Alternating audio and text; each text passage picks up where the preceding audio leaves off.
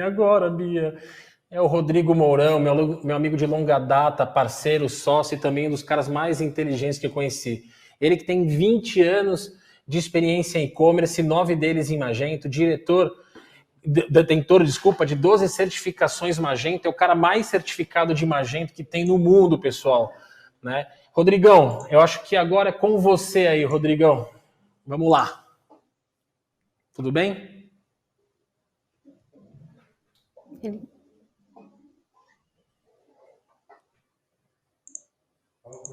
Rodrigo? Oi, e aí, tudo Tudo bem? bom? Beleza? Beleza, agora eu Tudo tô certo. ouvindo vocês. Não tava ouvindo o áudio, tava aguardando aqui, mas tá tudo certo. Show Tudo de bem? bola, vamos lá, cara. Tudo bem, Beleza, eu já fiz a espero que sua... tenham falado bem aí. Não, falei bem sim, cara. Não falei seu Que apelido não, bom. tá? Tá Mas eu bom, então. queria. Então tá tudo certo. Eu queria deixar claro. Olha, Vai lá. legal. Podemos iniciar então? Sim. Legal, obrigado, gente. Valeu. Hoje a gente vai falar um pouquinho aí do poder da Magento, né? Que a gente já trabalha há um bom tempo. Me apresentar um pouquinho, contar aí o que a gente faz. Para quem não me conhece, sou o Rodrigo Mourão, sou cofundador, CTO da WebJump, né? Na parte de e-commerce já atuo há mais de 20 anos, muito antes aí do Magento, então desde 2000. 9 anos que eu estou trabalhando já com Magento. Sou mantenedor do código-fonte da plataforma, membro do time, né, que cuida das certificações, das provas da Magento e também da criação de alguns treinamentos. E também responsável por ministrar os treinamentos aqui no Brasil. Essas aqui são as certificações da plataforma. Quando a gente fala em poder da plataforma, né, então realmente passar por todas essas certificações faz você conhecer ela muito mais a fundo e conhecer muito mais ainda o poder dela, né. Esses daqui eram os logos que estavam anteriores, esses daqui são os atualizados, para o pessoal já começar a ficar mais familiar, né. Agora a descrição está embaixo, né, de cada certificação. Tem essas mudanças aí que a gente está num caminho e num engajamento muito forte aí com a Adobe, né. Falando um pouquinho do poder da plataforma, quando em 2013 eu, o Ivan, que é meu sócio, fomos lá para Los Angeles, na sede da Magento, para fazer os primeiros treinamentos que a WebJump começou a se especializar. Uma das frases do Ben Marks era que os pilares da plataforma, né, que o Ben Marks hoje é evangelista da Magento, era a flexibilidade, né? E aí, no ano 2018, o antigo CEO da Magento também falou que a flexibilidade da plataforma tinha sido o pilar desde o primeiro dia, que não tinha restrição ou limitação, tudo é possível. E assim, nesse tempo todo, é algo que eu vejo muito forte mesmo. Nunca a gente foi impactado ou limitado por capacidade da plataforma. É claro que a gente tem que entender quando vai customizar ou implementar alguma coisa em qualquer loja, né? A gente tem que entender se faz sentido, não faz, aquilo tem valor, mas do ponto de vista tecnológico, a gente nunca teve limitação. Então isso é muito importante, né? Porque a gente precisa de flexibilidade hoje em dia, né? A gente não tem certeza de quais caminhos que vai seguir. Hoje, os clientes têm múltiplos touchpoints na loja, então tem cliente físico, cliente no desktop, tem cliente no mobile, app, tem totem nas lojas, então assim, tem muita interação. E hoje os caminhos mudam constantemente. Então a gente passou por um Covid aí, que ninguém imaginava, mas isso é só uma das situações que uma loja pode acabar tendo que passar. Loja virtual é muito intenso, né? Muita energia todo dia, né? É uma dinâmica muito rápida, totalmente diferente do físico, mas ao mesmo tempo ela tem que estar integrada a tudo isso, né? Então, quando você tem uma plataforma flexível, que permite que você atinja seu negócio sem limite dela, que ela pode acompanhar você para o caminho que você precisar ir, isso é muito importante. Então, você precisa de flexibilidade para decidir qual tecnologia, ela se fala com outras tecnologias, se fala com outros sistemas, crescer sem escala, sem limitador, né? Você não está preso aí a uma solução proprietária, né? Que você não pode se integrar a outras soluções, então isso é muito importante. Como eu falei, ele é aberto e flexível. Então, assim, o código da Magento é totalmente aberto. Não tem código criptografado, você tem liberdade para modificar, você tem liberdade para incluir, remover funcionalidades, comportamentos, né? Então, isso mesmo na versão licenciada. E não tem restrição para modificar. Você pode deixar ela 100% aderente com o que você quiser, na necessidade atual ou, como eu falei, na futura, né? Quando a gente fala um pouquinho da plataforma, ela já traz inúmeras funcionalidades. Aqui eu estou comentando algumas delas, mas assim, quem precisar, tem N parceiros, a própria Adobe pode fazer demonstração da plataforma para ir mais a fundo, né? O foco hoje é para falar um pouquinho do poder dela e não exatamente de como ela pode se aderir ao seu negócio, e não o poder dela do que ela traz já de nativo, que é muita coisa, né? Então, segmentação de usuário, Page Builder, que é a criação visual das páginas, né? De landing pages, etc. Recomendação de produto, agendamento de preview, de modificação. Então, você tem uma área lá que você pode agendar uma mudança de preço, ou uma mudança de uma descrição de produto, de uma página, ver isso, prever isso, né, como vai acontecer no futuro, e ao mesmo tempo já fica agendado. Então tem muita customização, regra de promoção, compre um clique, e por aí vai, né. Então esses daí são alguns dos recursos, mas em muitos casos, como a gente sabe, surgem regras específicas, né, e surgem no meio do caminho. Então, às vezes, quando você estava decidindo pela plataforma, quando você ia adotar, isso às vezes não existia. Então o cenário muda, como eu falei, da noite para o dia, e no dia seguinte algo que você achava que ia ser muito importante, aquilo não vai te agregar nada de valor, e agora uma coisa que era nova, acabou de surgir, é muito importante, você não pode abrir mão. Então a plataforma consegue combinar essas flexibilidades também no mundo do negócio, né? Não estamos falando só de código. Então, assim, para entender um pouquinho como essas modificações se interagem, como elas podem ser feitas, eu vou explicar um pouquinho da arquitetura. Ninguém precisa se preocupar, porque não vou mostrar nenhum código, mas eu prometo que tanto o desenvolvedor vão entender como é esse poder, quanto o time de negócio, tá? Então, assim, um pouquinho da arquitetura dela. Ela tem áreas bem definidas, né? Então, várias camadas que tratam de cliente, que tratam de catálogo, que tratam de checkout, pedido. Ela se comunica através, internamente, os módulos dela, de cada área, se comunica através de APIs, né? Então, assim, são contratos, né? Então, a forma como uma área de catálogo vai responder ou precisa de uma informação, entrega uma informação, é tudo internamente codificado com contratos, com regras bem claras, bem definidas, né? Então, você pode modificar essas regras, você sabendo a entrada e a saída, não é um código largado, né? Eu falo isso com propriedade, porque lá no time de mantenedor, às vezes o pessoal fica até com medo e quando vai adotar uma plataforma e fala, pô, parte do código da Magento é open source, como isso traz um risco para mim? Eu vou te falar, tem muita regra, e o mais legal de estar open source é que essas regras são abertas. Então, assim, de uma versão para outra, essas regras são muito claras, assim, eles não vão mudar uma API, e aí a gente está falando das APIs abertas mesmo, chamada, né, de requisição, de uma versão para outra. De uma versão, quando fala, eu estou no Magento 2.4.0, vou passar para o 2.4.1, essa mudança de versão patch ali que se fala, tem regras muito claras. Dependendo da modificação, ela só pode ir na 2.5. Então, agora, com o time de mantenedor, a gente já está quase preparando o início da versão 2.5. Está na 2.4. Isso, a 2.5, nem no ano que vem vai estar lançada. Então, assim, é algo que é muito planejado, é muito acompanhado. Então, você não vai ter um risco de quebrar a forma de se comunicar dentro da plataforma, com as customizações, de uma hora para outra, né? É claro que se você passar anos sem atualizar a plataforma e está na 2.2, que nem é mais suportado, e vai passar para 2.4, aí sim você tem N mudanças, né? Mas você ficou muito desdefasado. Por isso que, assim, mantendo a plataforma atualizada, você não tem quebras, como, assim, sem regras, né? Então, tudo isso é bem combinado. Modularidade. Em alto nível, quando a gente fala em modularidade da Magento, ela tem um código base, então você pode entender como se fosse um framework de e-commerce, e tem lá, esse framework, dezenas de módulos que entregam aquelas funcionalidades que eu falei, e esses módulos vão aprimorando ou substituindo o código básico ali do produto, né, da plataforma Magento.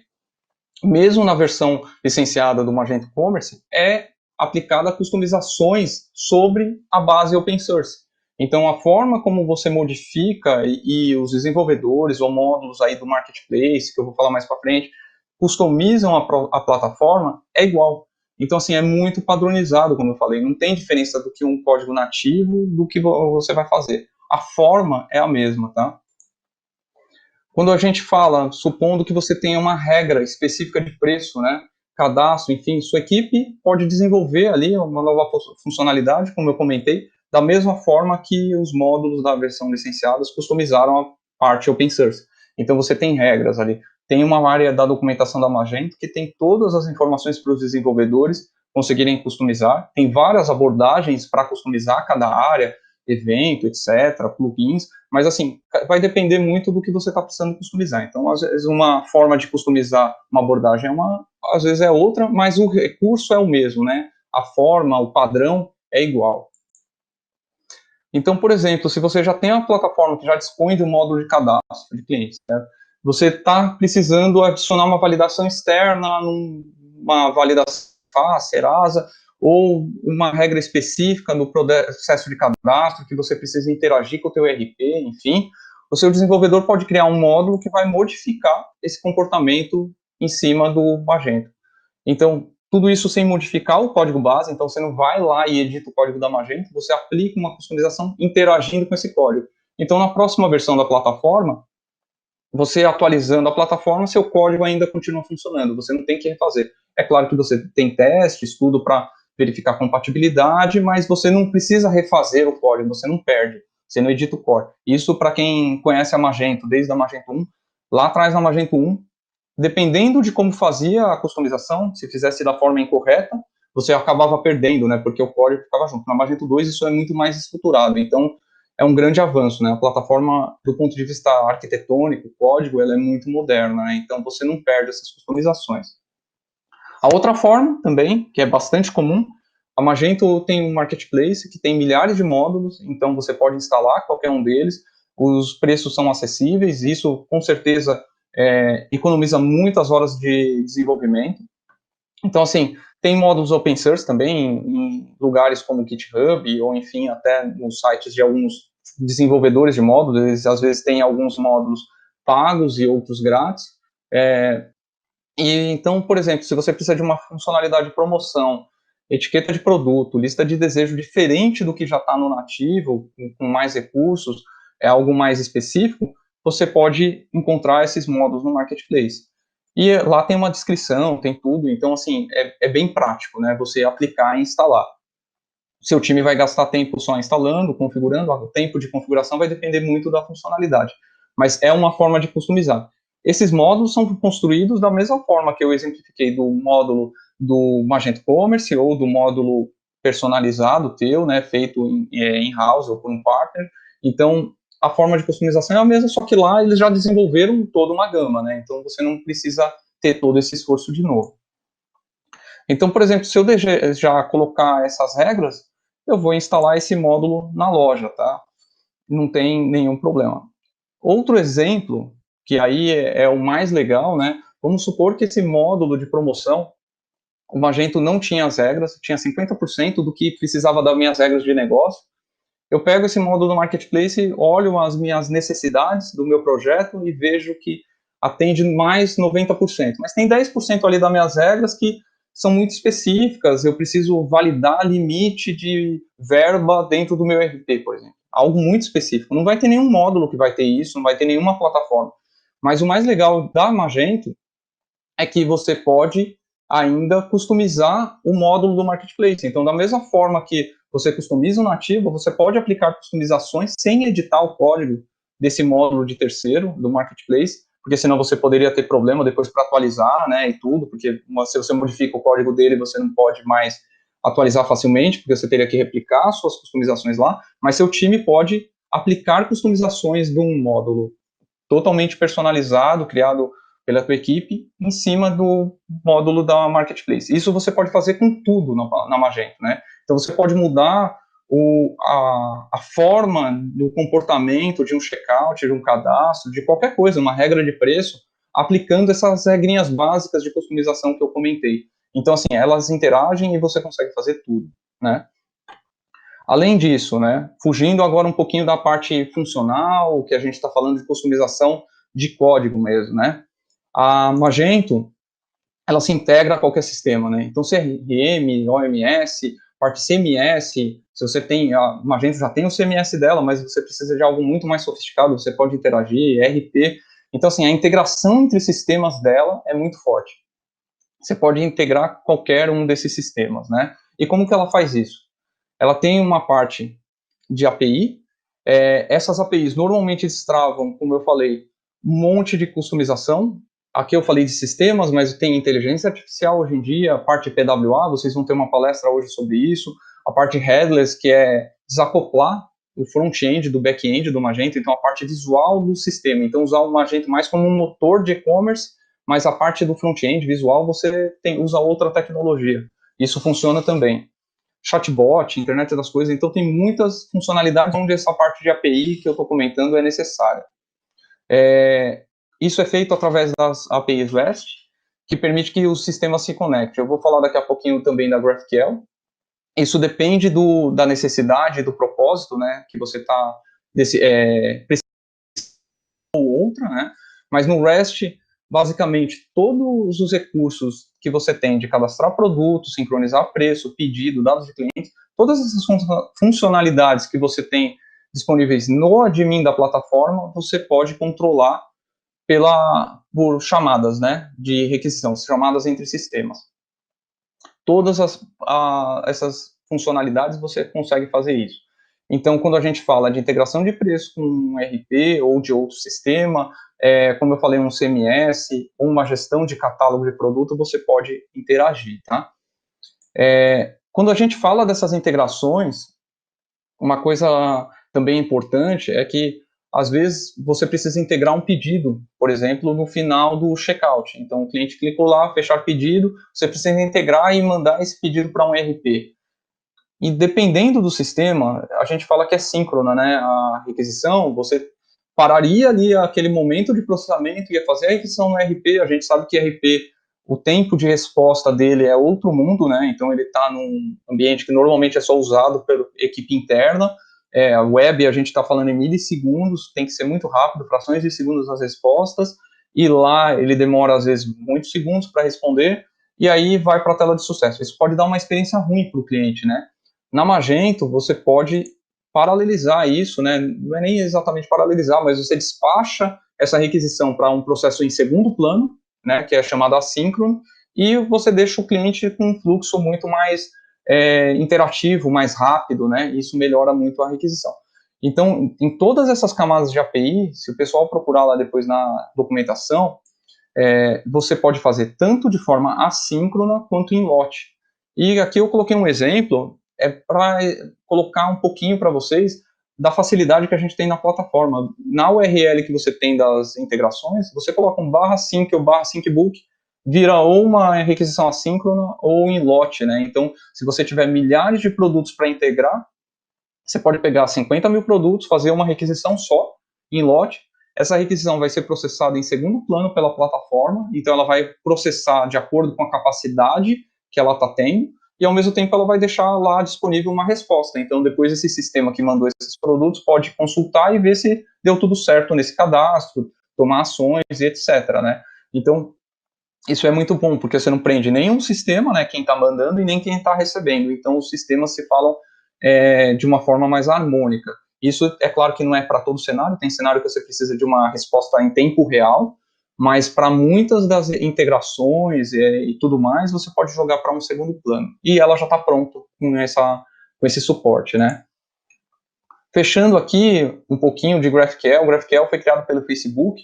Isso é um termo novo para algumas pessoas, para desenvolvedores talvez nem tanto, mas ele é a forma de integração, front-end, PWA, apps se comunicar com a plataforma, né? Isso porque na API que eu mostrei anterior, a REST, quando você fala, eu quero saber a informação dos produtos, você recebe todos os dados do produto. Você não tem escolha, né? E na GraphQL, você pode, se você está montando um catálogo, você só precisa do nome do produto e preço, você pode falar, eu só quero o nome e preço. Então, aqui tem um exemplo, falei que não ia trazer código, mas também esse daqui é muito desenhado, não gera traumas, né? Mas você pode, na requisição, aqui na esquerda, você coloca as informações que você deseja, que consulta que você está fazendo, e você vê na direita que você recebe só essas informações. Se fosse uma API REST, você não tem essa possibilidade e você já está recebendo, sei lá, 50 campos, 100 campos, depende da informação. E isso, para app, quando a gente fala em integração headless, é muito importante ser compactada, né? Porque você diminui o tempo de resposta. Passei rapidinho por tudo aí da Magento, quis realmente trazer um boom de informação para vocês. Eu vou abrir agora para dúvidas, que é para vocês realmente entenderem o que é o poder da plataforma. Com isso que eu apresentei, vocês cobrem praticamente todas as funcionalidades. É claro que entra especificidade aí de cada necessidade de negócio, Mas é isso, a plataforma podem confiar, é muito poderosa, todos os requisitos aí podem ser atendidos, tá?